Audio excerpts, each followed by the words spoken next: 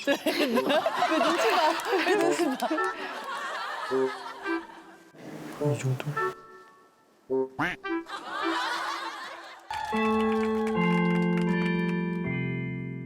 이제 오늘 강의에서 만약에 한 개 더 배워갖고 간다면 이제 음액을.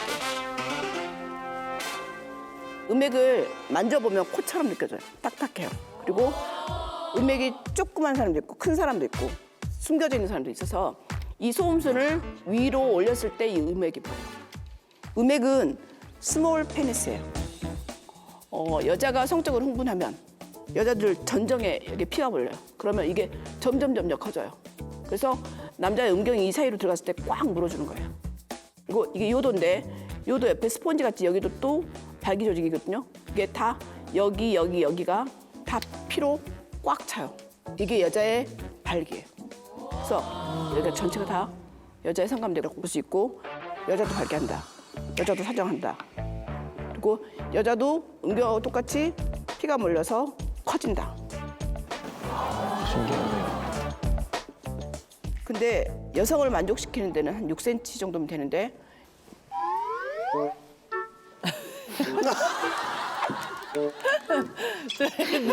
눈치 봐? 왜 눈치 봐? 이 정도?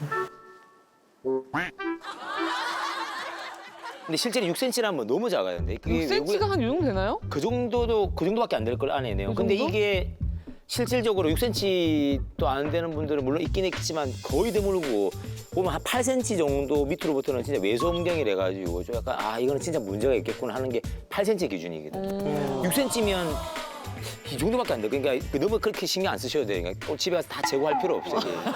그렇죠. 사실 이런 걸 되게 우리가 좀 쑥스러워하고 좀 민망해 하는데 그럴 필요 없이 정말 어렸을 때부터 정확하게 자기 몸에 대해서도 알아야 되지만 상대 몸에 대해서도 그렇죠. 좀 정확히 알고 있으면은 아까 말했던 그런 말도 안 되는 수치가 안 나왔을 텐데. 이전에 제가 말씀드린 적이 있지만 외국에서는 자기 성기 모형 그리는 걸 성기를 예, 예. 그리오라 하잖아요. 그러면 네네네. 그게 막 야한 게 아니고 상대방에 대한 배려 잘 알게 되고 소중함 알게 되는 개념이고 또 말씀하셨지만 여자 음액이라면 되게 콩알만 하거든요. 이렇게 한 1cm밖에 안 되려고 하나. 근데 그 자체가 음액이라고 하면 안에 몸통 보면 다 이게 꽈추처럼 돼 있어요, 보면. 그게 남자의 음경과 똑같은 거거든요. 그러니까 상동기관이라고 해요, 상동기관. 우리가 남자가 되고 여자가 됐을 때 뭐 위, 간 이런 건 똑같이 생기지만 서로 다르게 생기는 기관이 있잖아요, 네네네. 기관. 그 기관 역할하는 게 중에 음액이 남자 음경과 똑같은 거예요. 그 중에 아주 일부분이 밖에 나와 있고 그 안에 몸통 보면 한 길게는 10cm, 15cm까지 쭉 몸통이 연결돼 있단 말이에요. 안에 숨겨져 있는 게 그렇게 많아요? 우리 남자도 음경 조직 보면 음경 해면체가 밖에 나와 있는 음경만 생각하지만 우리 몸통의 3분의 1, 많게는 반 정도가 숨어져 있거든요. 그러니까 실제로 자기 길이 보형물 수술하다 보면 이 음경 해면체 길이를 다 잰단 말이에요. 그러면 한 20cm 보통 평균 나와요. 근데 난 20cm 안 되는데 몸 안에 숨어 있는 게 그리 많단 말이에요. 그러니까 그렇게 모양된 게 여자도 음액에서 안에 모양이 똑같이 생기는 거예요. 이렇게 보면. 안에 숨겨져 있는 네, 게. 다 숨겨져. 너무 억울하시겠어요. 남자 사이즈가 아주 크지 않아도 된다고 하는 이유가 여자의 성감대는 그 6cm에서 8cm라고 하더라도 그것으로 충분히 그 자극을 할 수 있는 정도로 앞에 가 있어요. 질 입구 쪽에 음액도 앞에 있고 그래서 충분히 작은 고추가 맵다고 하는데 작은 사이즈로는 그걸 잘 자극할 수 있고 큰 사이즈로는 압력을 주기 때문에 꽉 찬 느낌을 줄 수 있기 때문에 각자의 장점이 있다는 거죠. 그러니까 어떤 게 좋고 나쁜가 아니라 어떤 사람한테는 이게 좋고 어떤 사람한테 이게 좋다는 거죠. 각자의 장점이 있는 거죠. 괜히 미안할 뻔했죠. 남자는 시각적인 자극에서 발기되는데 몇 초 안 걸리고 사정할 때까지 3분이면 끝나면 되지만 여자는 이게 음액이 커져서 피가 몰릴 때까지 한 10분에서 15분 걸려요. 그러니까 적어도 남자가 그 정도 시간 동안 여자를 애무해주고 기다려주거나 같이 자극을 해주면 그 시간을 버틸 수가 있죠. 그래 맞아. 이제 인간에게는 세 개의 성기가 있다고 아주 유명한 성학자가 말했는데 이게 뭐냐면 핑거는 이제 손가락이죠. 손가락. 그래서 손으로 하는 마사지나 그다음에 성관계를 하는 거나 다 성기라는 거죠. 그래서 삽입 성교만을 성교라고 얘기를 해버리면 실은 이제 성관계가 끝났다고 생각하잖아요. 그런데 이 얼마든지 상대방을 사랑하기 위해서 표현할 수 있는 방법은 여러 가지가 있죠. 내가 성기가 3개가 있다는 걸 꼭 머릿속에 이 3가지를 잘 활용하시면 여러분들 가정생활이 굉장히 행복해질 수 있습니다. 이것만 알아도 여자는 만족할 만한 성관계가 되니까 내 남편이 나를 되게 사랑하구나 이렇게 느낄 수 있거든요. 그래서 어느 날 갑자기 한 발 딱 좋아질 수는 없지만 음액이 오르가슴을 느끼는데 가장 중요한 역할을 하고요. 그리고 내가 정말 성관계를 잘하고 싶으면 좀 느긋해야 돼. 느긋해. 그다음에 이제 성욕의 차이가 있어요. 남자들은 어쨌든 10대에서 20대 초반에 최고점을 찍다가 35세부터 하강해요.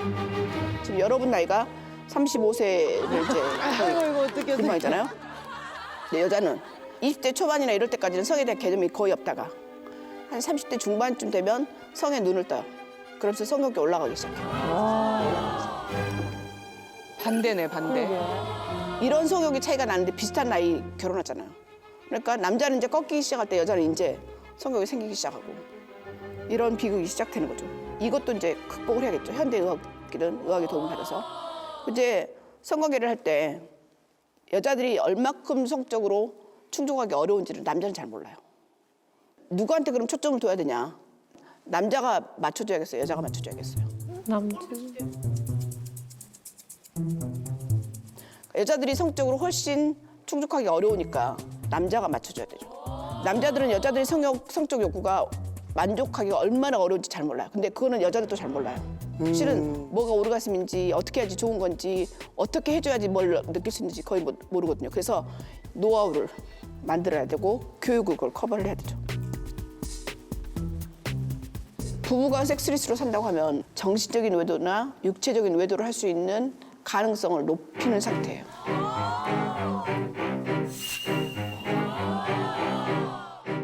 진짜로 성관계는 중요해요.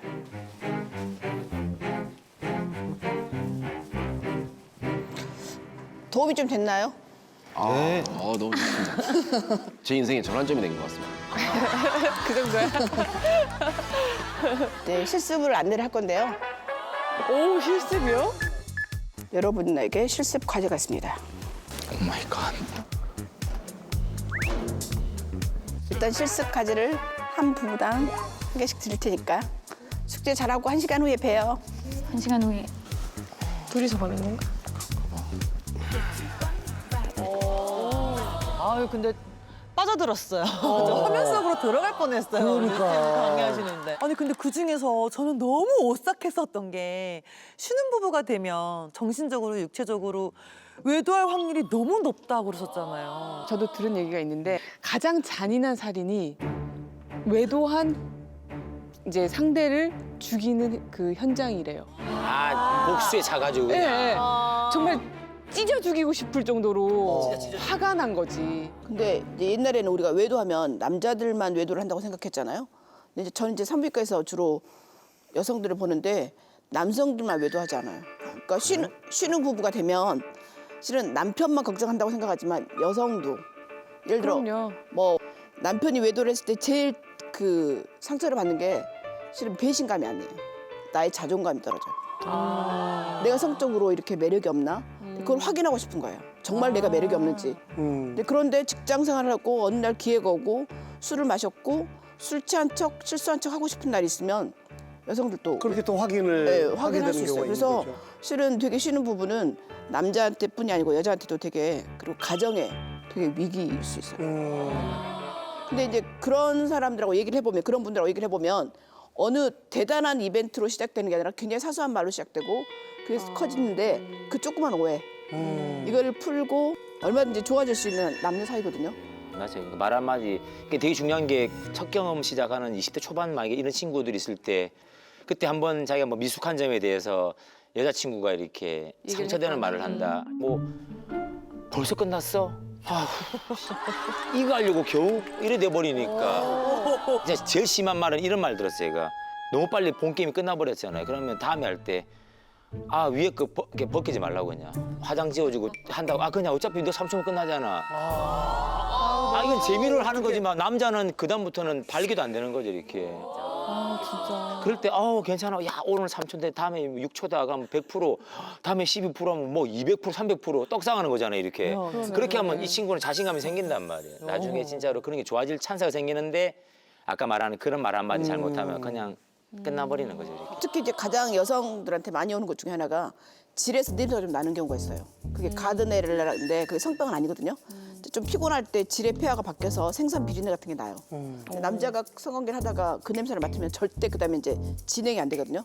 그러면 남자는 머릿속에서 어떤 것이 이렇게 돌아가냐면 이 여자 되게 문란하구나 이렇게 생각할 수 있거든요.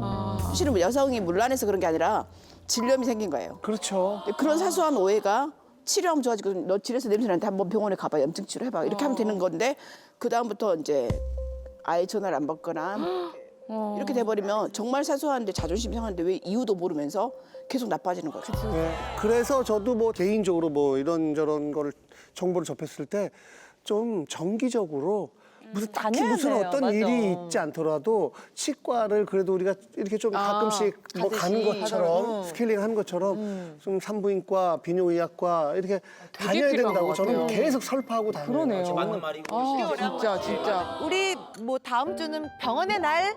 뭐 이래가지고 같이 이렇게. 스케일링 하러 가는 날, 뭐 뭐 질, 이렇게. 정기적으로 계속 스케일링 체크하는 게 받듯이. 예, 개월에 한 좋습니다.